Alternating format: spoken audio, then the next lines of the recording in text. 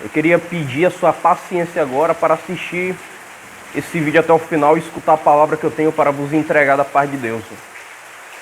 Eu ia ministrar essa pequena palavra, essa curta palavra, apenas para os jovens da minha célula. Eu faço parte de uma igreja batista que trabalha com vários grupos de célula.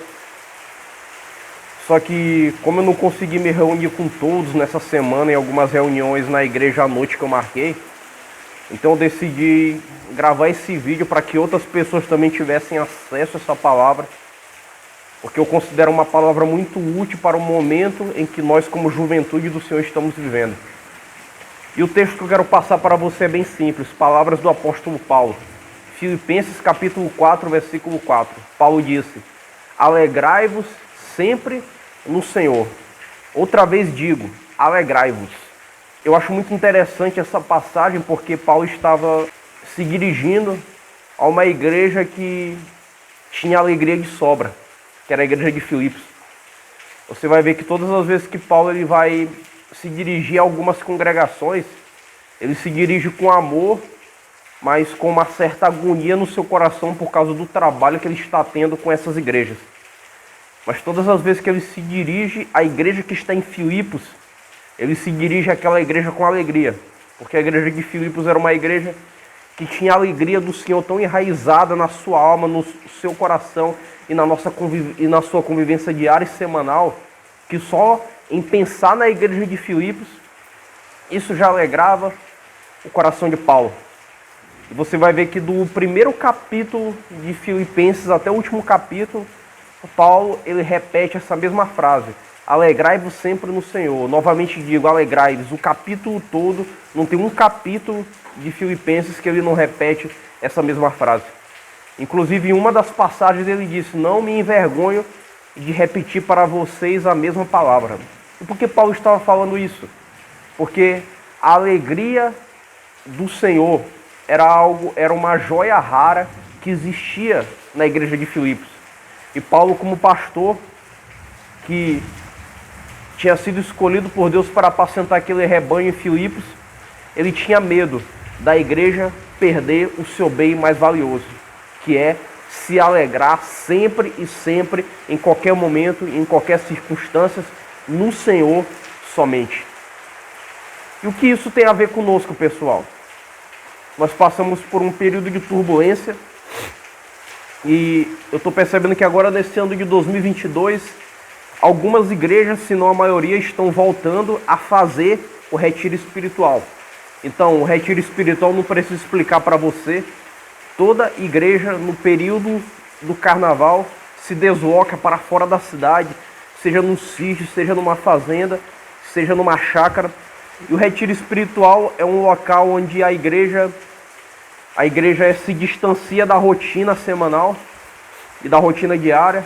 É um local onde geralmente não tem internet, ou seja, a igreja ela se desliga do mundo da internet e da vida cotidiana. E no período do carnaval, enquanto está acontecendo a festa da carne na cidade, a igreja está nesse local para clamar pela glória de Deus, para ser alimentada espiritualmente, para renovar suas forças no Senhor e, o mais importante, para estar em comunhão.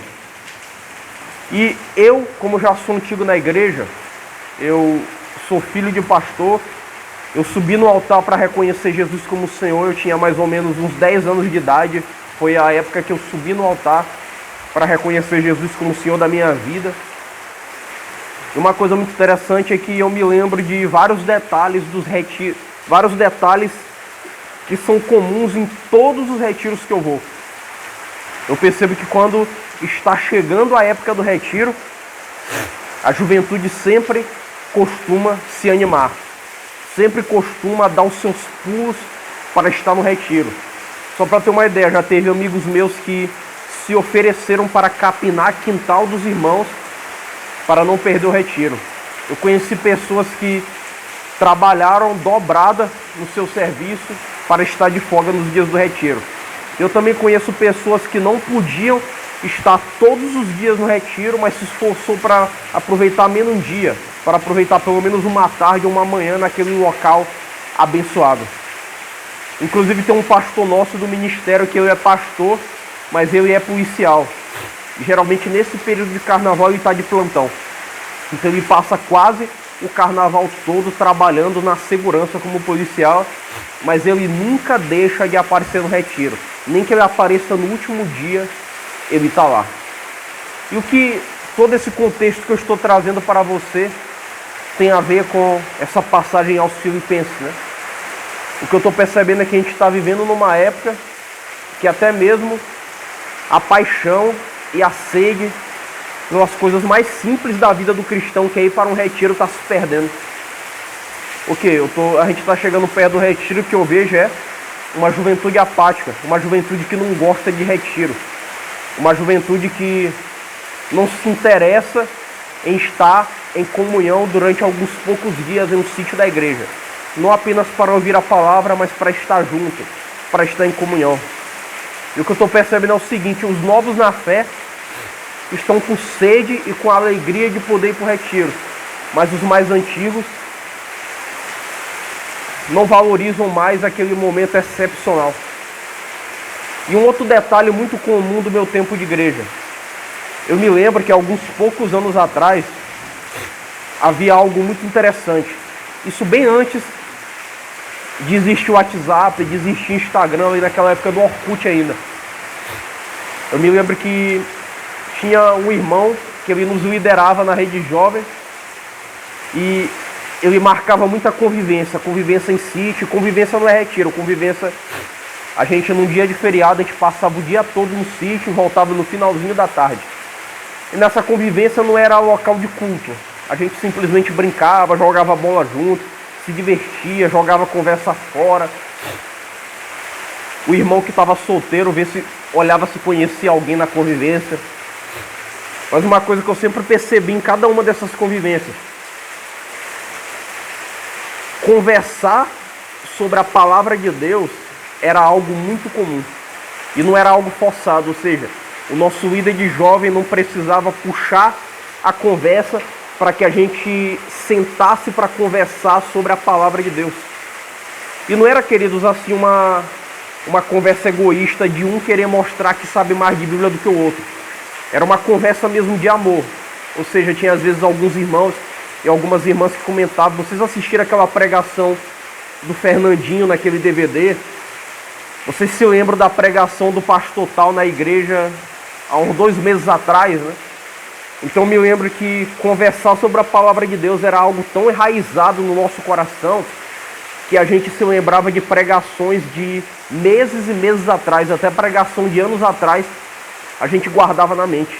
E detalhe, nessa época o YouTube não estava muito em evidência, as pregações do Silas Malafaia eram na televisão, ou seja, o advento da rede social nessa época eu era bem pequeno, ainda era bem fraco. Mas eu me lembro que nessa época havia uma sede muito forte pela palavra de Deus. E até mesmo nos relacionamentos de namoro, geralmente as moças não aceitavam se envolverem com um jovem, com um rapaz que não amasse o Senhor, que não amasse a obra de Deus e que não amasse a palavra de Deus, né? E o que eu estou percebendo, queridos, eu estou percebendo que a gente está vivendo numa época que conversar sobre Bíblia no meio da juventude é coisa de seminarista, é coisa de teólogo, é coisa de pastor. Ou seja, você vê que as conversas sobre a palavra de Deus hoje em dia, elas não assumem o primeiro lugar no vocabulário da juventude cristã. Isso eu estou falando por experiência própria. Ou seja, o que eu estou percebendo é o seguinte: está chegando muita gente nova na fé, muita gente nova convertida com sede da palavra de Deus, mas os mais antigos não têm mais sede nem de ir para o retiro. Ou seja, o retiro é apenas um dia cansativo. E eu me lembro que até trabalhar no retiro era prazeroso. Até você participar de um mutirão para preparar o sítio para o retiro era algo que todo mundo fazia questão de estar lá. Então essa palavra que eu estou trazendo para vocês, eu quero me incluir nisso. É muito duro, mas a gente está pecando feio, galera. Ou seja, a gente está na igreja, mas a gente se acostumou a ser crente. A gente se acostumou a ser jovem cristão. Ou seja, a nossa visão de namoro e de relacionamento é uma visão mais mundana do que enraizada na palavra de Deus. A nossa visão de amizade hoje é mais mundana do que a visão de amizade da palavra de Deus. O que está acontecendo com a gente, querido? Simples, simples e simples. A gente está deixando de se alegrar no Senhor somente. A gente está se alegrando naquilo que Deus pode dar para a gente. A gente está se alegrando na namorada e no namorado que Deus pode dar para você. A gente está se alegrando nas portas que a gente quer que Deus abra na nossa vida. Mas a gente não está se alegrando nele somente. Nós não estamos se alegrando mais na palavra dele e na presença dele. E todo aquele que convoca a juventude para tirar um momento para orar é tido como espiritual demais. Aquele que quer conversar sobre Bíblia numa roda de conversa entre os jovens da igreja fora do templo, esse é taxado como sabichão de Bíblia.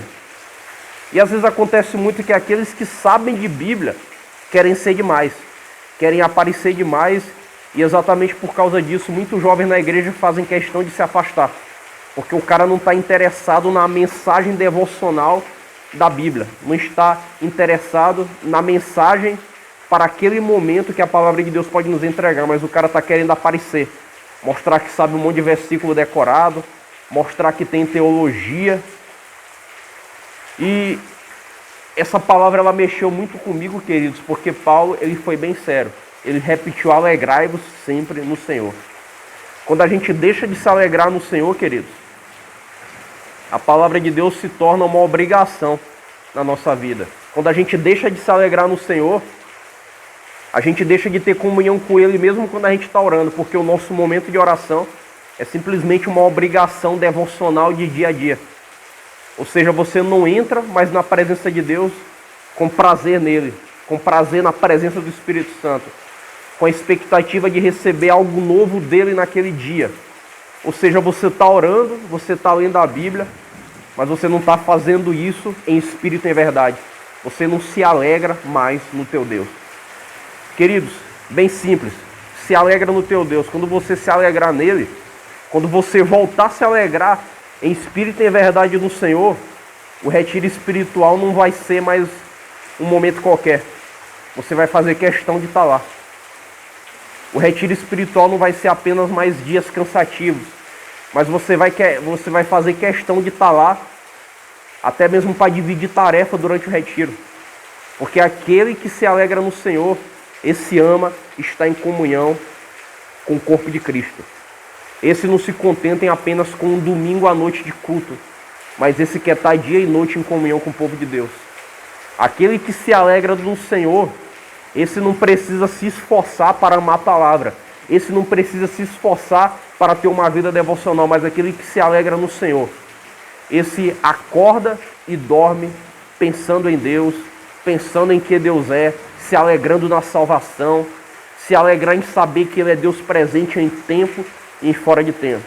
Queridos, alegrem-se no Senhor somente. Novamente eu digo, alegra-te no teu Deus.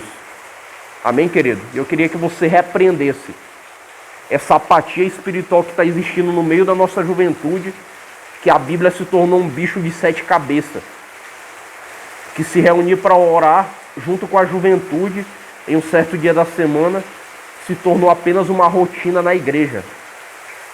Queridos, o meu desejo é que a gente chegue num nível que a gente saia para fazer caminhada junto na avenida e no meio daquela caminhada a gente pare para orar junto na praça.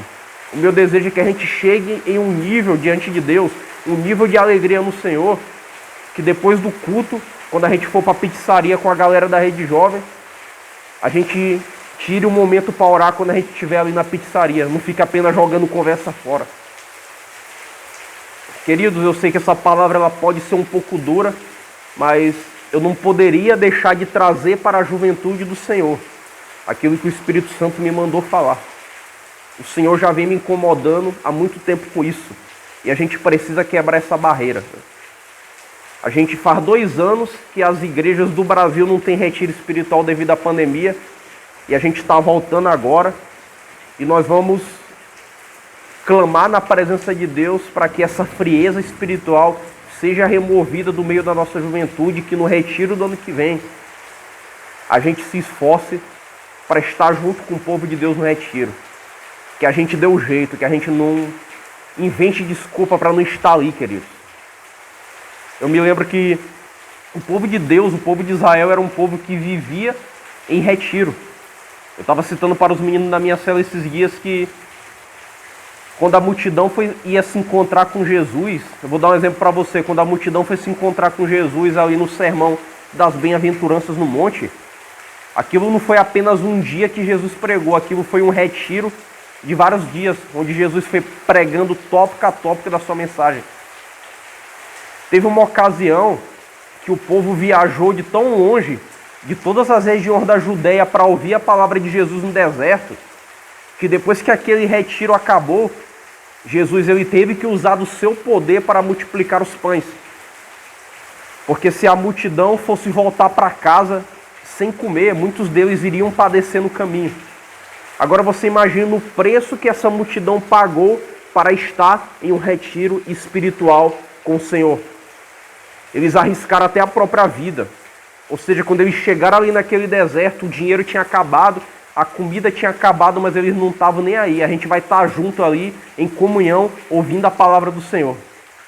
E a Bíblia diz que Jesus multiplicou a comida, multiplicou os pães e os peixes, e a multidão toda se saciou e voltou alegre, não apenas por estar alimentada, mas voltou feliz por passar aqueles dias em comunhão, partilhando os pães com os irmãos e ouvindo a palavra do Mestre dia e noite. Eu quero dizer que o Mestre, ele continua presente através da pessoa do Espírito Santo.